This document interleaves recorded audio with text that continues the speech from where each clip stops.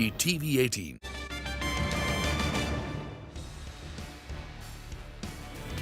First take on the index is in the green, up almost about 40 odd points. The Nifty is off its highs by close to about 30 odd points. We have, of course, a market that is holding on to its gains from earlier in the morning. You got a bit of a cool-off which has happened on the Nifty. This is the last, 5-7 minutes of trade, another 40 odd points added on. It was up very smartly early on, did in the mid-session also was looking quite good, but would end just 38 points, 40 points higher, which is about 0.25%, 0.2% or so. Watching us here on Markets Today, good evening. This is a show where we talk about all the 6 hours of trading in 5 headlines. It was an interesting day of trade. We did well for most part of the day, barring the last few minutes where we did see a bit of a sell-off from the highs, understandably ahead of the US Fed meet outcome. The mid-cap index, however, continued to outperform, and that was the big story of the day. Let's talk about all those top headlines then.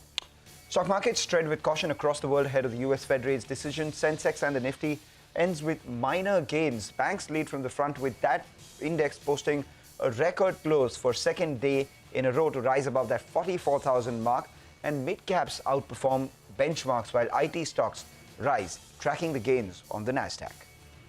Paytm stock slips 2% after board's approval of an 850 crore rupee buyback via the open market, which disappoints investors. The maximum buyback price of 810 rupees, which is a premium to the current share price, offers the market little solace given it's a market buyback. Gold shines hitting a 6-month high as investors turn to safer havens amidst geopolitical tensions, recession concerns, and evolving COVID variants, while supply woes continue to push crude prices higher, even as softer than expected US inflation aids sentiment. Colgate stocks rise 4% as analysts remain circumspect on the company's new CEO's growth plan, while Yes Bank loses 7.5% after Morgan Stanley initiates coverage on the stock with an underweight rating. Dr. Lal Path Labs gains after the management tells CNBC-TV18 that the Delhi government plans to offer free medical tests will not hurt the diagnostics player, while positive commentary and a buy call from Spark Capital gives Nalco and Hindalco a boost. Let's tell you what you have for the show today, what you can expect. It's a packed show. We have Dheeraj Agarwal of Ambit Capital, Robert Sorkin, global economist at Citi, and a big corporate voices. We do have Sunita Reddy of Apollo Hospitals joining in on the show as well. Let's talk about the action straight from Dalal Street. Then it was a day of good gains for the Nifty, barring the last hour where we did see a bit of a trepidation ahead of the big FOMC meet outcome. But the mid-cap index suggests that there is no real problem as far as the direction of the markets are concerned. Broader markets doing extremely well, 1,600 stocks ending higher for about 1,200 ending lower. To get us more details, Prashant Nair joins in. Well, the market ended not with a whimper, but not with a roar either. The market was looking much stronger early on. Mid-session, it looked strong, but did come off quite a bit. The Nifty ending with just about 0.25% odd in terms of gains. Banks, which have been the stronger of the two indices, also came off and ended only marginally higher. PSU banks, no problems, even they continued to march ahead. Although what is leading that pack is maybe the lower quality names within the PSU banking space. Otherwise, I mean, sectorally, there was not a problem, except FMCG. Most sectors were higher, gains coming through in real estate, metals, and the IT services space, which for the second day bounced a little bit. Some stability returning, especially in mid-cap names. I'll get to stocks. So the Nifty gains coming through in names like Eicher Motors, Tata Steel, Tech Mahindra, State Bank of India, IndusInd Bank, and a few others. Cuts in FMCG, as I said. HUL was down. You had SBI Life and Ultratech, which also gave up some of those gains. Broader markets, lots of action and advances far outnumbering, losers. Mid-caps and small caps did do very well. UCO Bank, RBL, Suzlon, PNB Housing, GICRE, TV18 Broadcast, Punjab and Sindh Bank, and a whole host of other names. And we're only kind of going through the top volume-led gainers that we had today. Losers also, Yes Bank has had a fantastic last couple of days. That ended lower. Page Industries was down, Colgate was lower, and names like Reddington, which have seen a decent run-up, lost a little bit as well. Neither here nor there. Tonight's session in the US will be important because of the Fed decision, and I think that sets the course, sets the tune when we return tomorrow. Back to you. Take that point, Prashant. In fact, let's also get into market opinion coming in from Dheeraj Agarwal, who's the co-head equities at Ambit Capital. He said that expecting a runaway move in the Nifty will actually be futile at this point, and understandably so as well, given the sort of outlook that the world has in terms of global recession, but at the same time, given the outperformance that we've seen for our markets as well and the valuations that we trade at. Let's listen in. Markets and positive sentiment time can actually stretch to, while there is a EY/BY mean value, there's, if you look at the maximum gap it can create, and then maximum level it can possibly go to 20,000, 20,500 range. Anything beyond that, I think, is going to be a little bit of a stretch. So while a lot of headwinds have receded, possibly a lot of that headwinds receding is already getting reflected in the valuations. So it's trending up. I think it'll be more of a stock pickers market going into next year.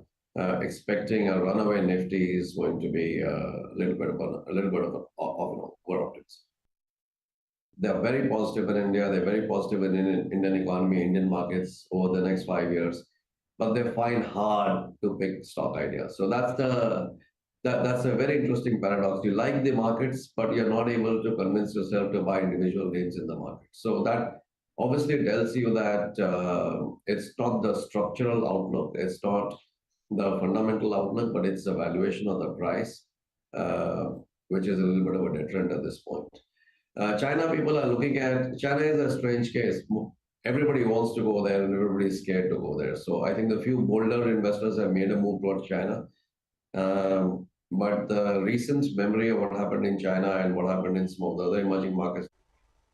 All right, that is Dheeraj Agarwal's views, but the US Federal Reserve will announce the final rate decision for the year later tonight. As per a survey conducted by CNBC, the market is bracing for a 50 basis points rate hike in the benchmark rates. What's crucial, however, is if Fed Chief Jerome Powell's post-conference commentary and their projections going forward will indicate that they are done, or will they continue to increase interest rates and continue with their policy. CNBC's Steve Leisman gets us all the highlights from the latest CNBC Fed survey.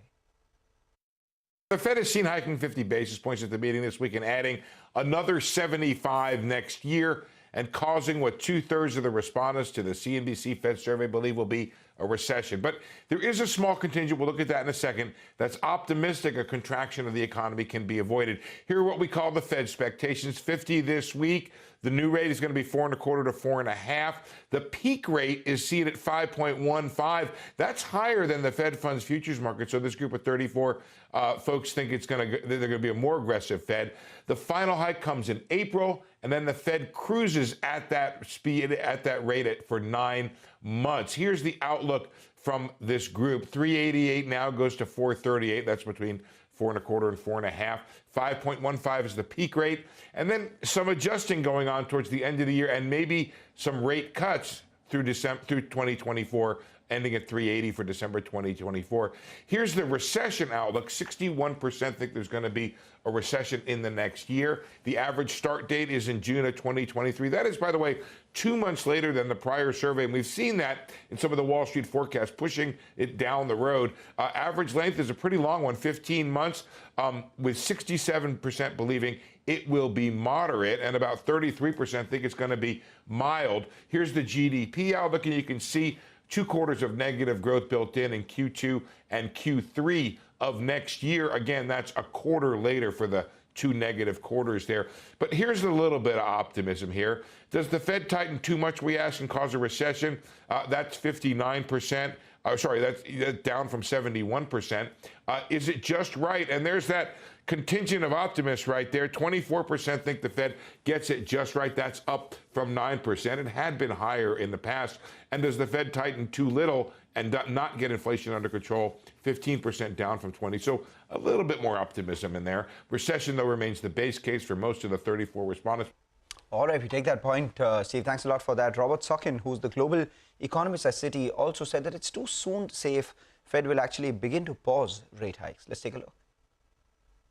Tomorrow, I think, is fairly baked in, a 50 basis point hike that's been very well telegraphed. I still think they're going to lean hawkish tomorrow, and it's too soon to say whether they can start to think about pausing or starting to think about even cutting. I think what's clear is, and they've made this clear in recent Fed speak, is they want to slow down the pace of hikes. But I still think it's likely that they're not going to be committal on where the terminal rate and the risks around there are ultimately going to go. I think the dots tomorrow are going to still show a 50 basis point increase relative to September, so it's going to be above 5%. All right, with that, let's move on to the second headline now. Paytm stock was lower by almost 2% after the board's approval of an 850 crore rupee buyback via the open market disappointed investors. It wasn't the amount or the price, it was basically the fact that they chose the market route for buyback as against tender, which made the maximum buyback price of almost 810 rupees a share, which is a premium of 50% of the current market share price, almost pointless and offered little solace. Abhishek joins in with more on the specifics of the buyback. Well, Paytm has announced buyback amounting to about 850 crores rupees. So this forms about 10.24% of the fresh issue that they did last year in November, and about 9.26% of the cash and cash equivalent that they have in the balance sheet, which is about 9,180 odd crores. So the maximum price for buyback that they have mentioned is 810 per share, which is a discount of more than 62% to the IPO price of 2,150 per share. The buyback forms about 1.62% of the equity. The minimum buyback that they have announced is 50% of the amount, which is about 425 crore. The method of buyback is open offer. Now, this is against the tender offer that was on radar of many analysts to be completed in 6 months time frame with respect to timeline being given for the buyback. The total cost, including all the expenses, would be about 1,048 crore for the company. Back to you. Take that point, Abhishek. Thanks a lot for that. Let's talk about the third headline today. Gold has literally struck gold. It's a 6-month high as investors turn to the yellow metal in search of a safe haven amidst geopolitical tensions, there's recession concerns, and evolving COVID variants as well. Manisha Gupta joins in with more on the yellow metal. Manisha. Well, it has been a good going for gold prices, trading at nearly 6-month highs. $1,800 per ounce is back, and we have turned positive for the month and for the year for gold, more so in the Indian currency with the kind of depreciation that we have seen come in for the rupee. Well, the concerns about recession, also the decline in dollar index have been supportive factors. Give it also the recession concerns that the street is looking at, higher inflation numbers, all of that does weave into the prices. Much of the gains in gold come in from the fact that we are looking at short covering. The new longs is only 10 to 12% right now. So that is something that the street will need to watch out for. But when you look at the last 5 years, it only has been 1 year that has seen a decline or a negative return in case of gold. The other years have seen positive ones. Outlook for 2023 also seems to be on the positive side. The only one conservative, or let's call it bearish view, has come in from Metal Focus to the tune of $1,650 per ounce for the next year. Most other banks and brokerages are talking about $1,850 per ounce on the higher side. That is what Fit Solutions says. And $2,000 per ounce plus kind of levels are coming in from Saxo Bank, Standard Chartered, Nirmal Bang, and Indian Brokerage. All of them expect that the gold prices could be hitting newer highs in dollar terms in next year.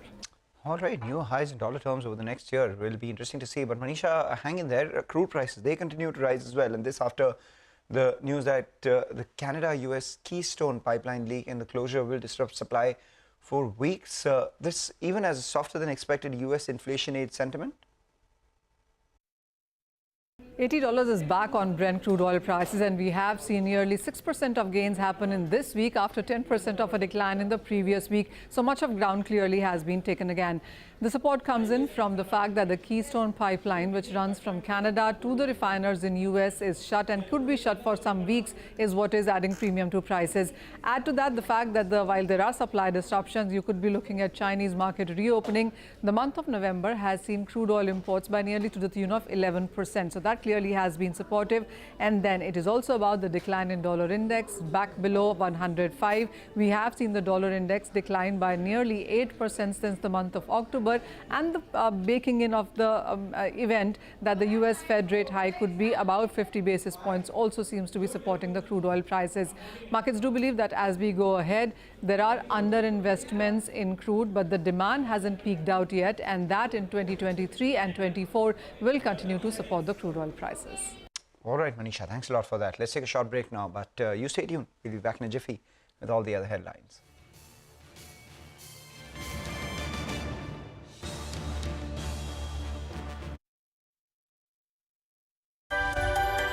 Let our choices today be driven by hope and not by fear. Let's work towards a society where people are not prisoners of their circumstances, but active participants in shaping their future.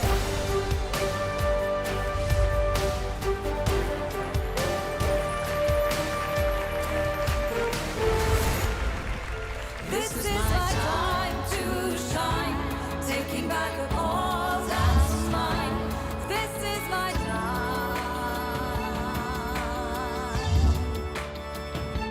This is my time.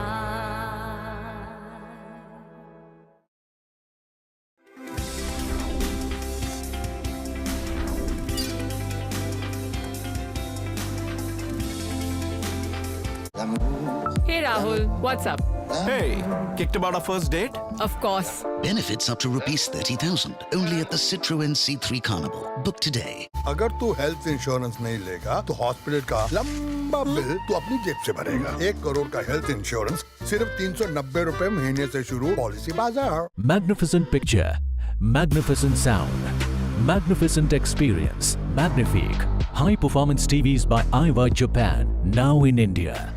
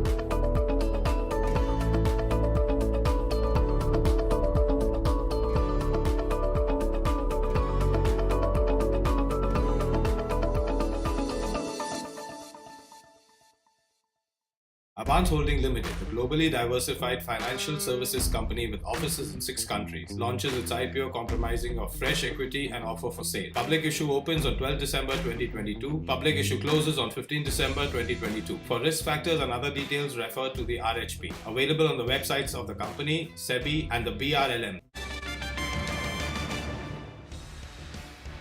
Welcome back. Still with us on Markets Today. Let's go to the rest of the headlines. Then these are the ones that we're tracking for you. The fourth headline today, Yes Bank lost 6% after Morgan Stanley initiated coverage on Yes Bank with an underweight rating. Abhishek Kothari joins in with more on that one. Abhishek, stock was doing well until today. Yes Bank was under pressure in trade today given the fact that Morgan Stanley has initiated on Yes Bank with an underweight rating and a target price of 20.5 per share. They said that the bank has focused on reducing asset quality challenges, so they expect the gross NPA ratio to be around 9% level in FY23 versus the 22% that they saw in March 2020. So they expect strong cyclical improvement over the next few years as follows, given the fact that they are estimating a loan growth of around 20% on a CAGR basis between FY23 to 25 versus the 3% CAGR that we saw between FY20 to 22. Net interest margin is expected to improve to 3.2% as of FY25 versus the 2.6% that they are estimating for FY23. So ROA to improve to 1% level by FY25 versus 0.4% that they are estimating for FY23. So their estimates are anywhere above the consensus by 20% for FY24 and by 35% on FY25. They say that the valuations right now have priced in the improvement that you are estimating on the ROA. All right, Abhishek, thanks a lot for that. The other stock that underperformed today was Colgate. Stock slid 4% as analysts remain circumspect on the new CEO's growth plan. Well, I would call this damned if you do, damned if you don't sort of scenario, because until the CEO did spell out her roadmap for growth. The analysts were worried about what the roadmap would be, and now that the roadmap has been mentioned, the analysts are worried about how the company will go ahead and achieve them. So let's talk about the 4-point roadmap that they had. The first one, of course, is lead toothpaste category growth with volumes. Second one, lead premiumization through science and innovation. The third one, move away from toothpaste, also grow as fast or lead the category growth in toothbrushes and devices. And in the personal care category, which is face and hand wash, they are looking at organic as well as inorganic opportunities to build a more viable sort of business. So these were the 4 points that were laid out in the analyst meet yesterday. The brokerage is, however, circumspect. They expect execution to come by. So we had a sell rating coming in from Citi. They have a target of 16.50 on the stock. They say that the company will find it a tall task to focus both on volume growth as well as premiumization. They may have to make a lot more investments upfront them, and the results are likely to be delayed for the same. And thirdly, they will watch out for any sort of investments that come by to drive change in consumer habits. We also had a neutral rate come in from Nomura with a target price of 1600, and all the other brokerages as well rather feeble on their outlook for Colgate despite the analyst meet. So let's see how that goes about. With that, we talk about the fifth headline for the day, the stocks that made headlines today. Both Hindalco and Nalco clocked over 2% in terms of gains after positive commentary and a buy call coming in from another brokerage house, Spark Capital. Sonal Bhutra joins in with the details of that one. Sonal. Oh yes, they have initiated a coverage on both Hindalco and Nalco, and they talk about structural changes in a cyclical industry. So Spark says that they are seeing structural growth within cyclical space, which is a rarity of course, and Hindalco is offering a blend of both. So they like low volatility in Hindalco's EBITDA versus other commodity names, also the consistent cash flow generation that the company is creating, adding capacity within the means of the company, and also lower debt. They are seeing reversal of recent price boom, global demand slowdown and inflationary headwinds. However, they think these components or these problems are just transitory, and going forward they expect it to reverse as well. There is higher confidence on sustainability of Novelis margins, the recent acquisition that the company had made, and this will be led by significant increase in conversion fee over the last 2 years.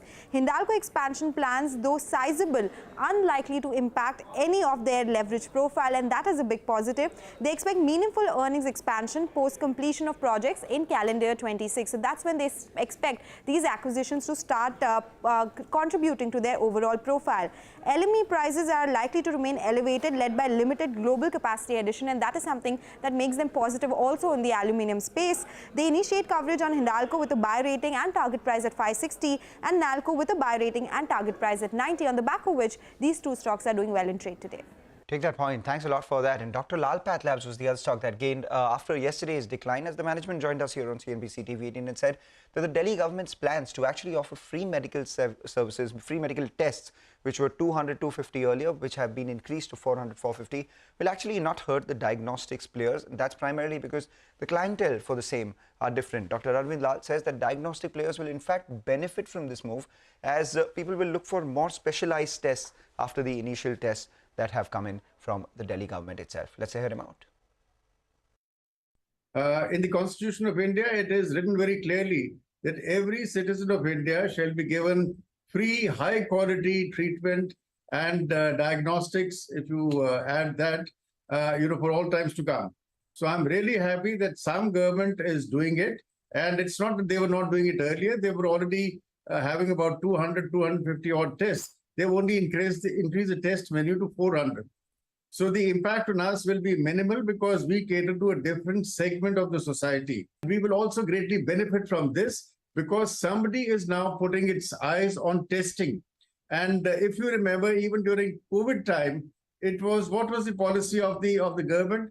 Test, track, and treat. So this comes under the first segment, which is testing part. And I'm so happy that the government of Delhi is doing it. All right, let's stick with the healthcare sector itself and Delhi itself. Apollo 27 is eyeing up to $200 million via a fundraise from a single investor. That's the word coming in from Sunita Reddy of Apollo Hospitals in a chat with CNBC-TV18. She also said that Apollo Hospitals' healthcare platform, Apollo Health, will be EBITDA neutral next year. Apollo Health Co.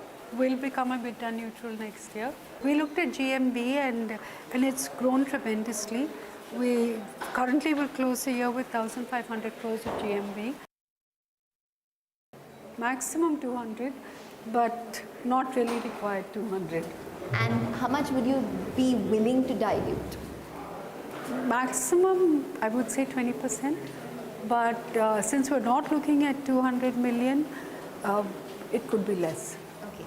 Would it be a strategic or a financial investor? We have options. Let me just say that, and we'll decide closer to our board meeting. Would it be a combination of both, more than one investor? No. And would it probably close by FY23? Yes, certainly. All right, with that, we talk about the last story of the day. Page Industries was one of them, which was also lower, almost 3% lower after Kotak Institutional Equities downgraded the stock to sell, citing tepid near-term demand. Surabhi joins in with the wrap on the brokerage's view on the stock.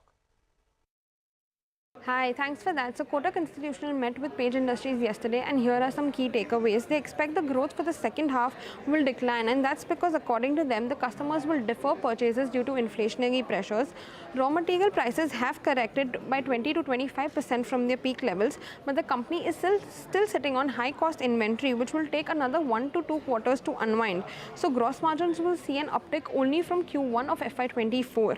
The company's manufacturing facility in Orissa will commission in Q1 of FY24, and it will gradually ramp up production. But till then, they will be outsourcing the production, and there is no major difference in economics of self-manufacturing and outsourcing. In the medium to long term, they do see a growth of 15 to 20%, but Kotak has revised their FY24 EPS with increased gross margin expectations and also factoring higher ad spends. They have a sell rating on the stock with a target price of 42,000. All right, and let's get you one more story. We do have the time. JSPL, they confirmed that they are purchasing Monnet Power's Angul plant for 410 crore rupees, right? The company had previously told CNBC-TV18 the Angul unit's capacity is 1,050 megawatts, and it will ensure cheaper power for JSPL. So on that, we spoke with Bhimlendra Jha, who's the managing director of the company, and this is what he had to say on this deal. Capacity is, as you have said, 1,050 megawatt, but it is 2 units of 525 each. It is 410 crores that we have paid for the asset purchase under NCLT. And we are going to make sure that these capacities come on stream in 2 phases. That means we will be commissioning the first turbine and then the next one over a couple of years. So that should approximately anywhere between 1,500 to 2,000 crores. It should cost the first one because most of the things are in place. The numbers are already budgeted for in our books for, with the kind of EBITDA that we are having. We do not expect that the debt should go up, as it will be done over a period of 2 years. And as you know, that the cash flows will be funded from the business itself. All right. With that, we wrap up on this edition of Markets Today. Thank you for watching. Have a good night. Stay tuned to CNBC-TV18.